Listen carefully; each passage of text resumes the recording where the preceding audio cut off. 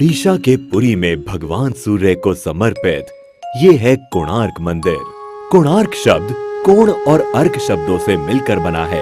कोण यानी कोना या किनारा और अर्क का अर्थ है सूर्य। इसका मतलब हुआ सूर्य का किनारा। ओडिशा राज्य में ये इकलौता ऐसा ऐतिहासिक स्मारक है जिसे 1984 में यूनेस्को वर्ल्ड हेरिटेज साइट में शामिल किया गया। मंदिर के गहरे रंग के लिए इसे काला पगोडा भी कहा जाता है।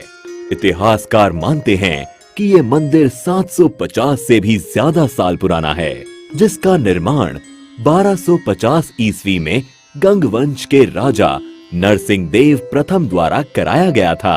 अबुल फजल ने आईने अकबरी में लिखा है कि राजा नरसिंह देव ने 12 सालों के पूरे राजस्व को मंदिर के निर्माण में ही लगा दिया था।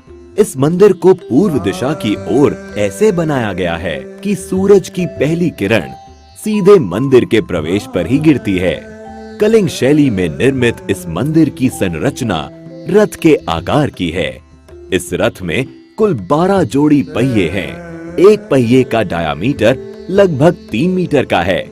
ये पहिए मंदिर के मुख्य आकर्षण का केंद्र हैं, क्योंकि ये पहिए घड़ी की तरह समय बताने का काम करते हैं। इसलिए इन पहियों को धूप घड़ी भी कहा जाता है। इन पहियों को आप इंडियन करेंसीज पर भी देख सकते हैं। इसके साथ ही इस रथ में 7 घोड़े भी हैं, जिनको सप्ताह के 7 दिनों का प्रतीक माना जाता है। प्रवेश द्वार पर एक और चीज है जो सबका ध्यान आकर्षित करती है, और वो है द्वार के दोनों तरफ बनी ये मूर्तियाँ। इन मूर्तियों में सिंह के नीचे हाथी है और हाथी के नीचे मानव शरीर है। इन मूर्तियों के जरिए मानव जीवन की समस्याओं को अनोखे तरीके से पेश किया गया है। यहाँ सिंह गर्व का प्रतीक है, जबकि हाथी संपत्ति का। यहाँ ये बताने की कोशिश की गई है कि गर्व और संपत्ति मानव का विनाश कर देते हैं। माना जाता है कि मंदिर का निर्माण समुद्र के किनारे किया गया था, लेकिन पिछली 8 शताब्दियों में समुद्र से इसकी दूरी बढ़ती चली गई। कहा जाता है इसके लगभग 2 किलोमीटर उत्तर में चंद्रभागा नाम की नदी भी बहा करती थी, जो अब विलुप्त हो गई है। नदी के वहां होने को भी प्रमाणित किया जा चुका है। मंदिर से जुड़ी एक किंवदंती है कि इसके निर्माण में 1200 कुशल शिल्पियों ने 12 साल तक लगातार काम किया, लेकिन निर्माण कार्य को पूरा नहीं कर पाए। मुख्य आर्किटेक्ट बिसु मोहराना के बेटे धर्मपदा ने मंदिर के निर्माण को पूरा किया, लेकिन मंदिर के पूरा होने पर उसने चंद्रभागा नदी में कूदकर जान दे दी।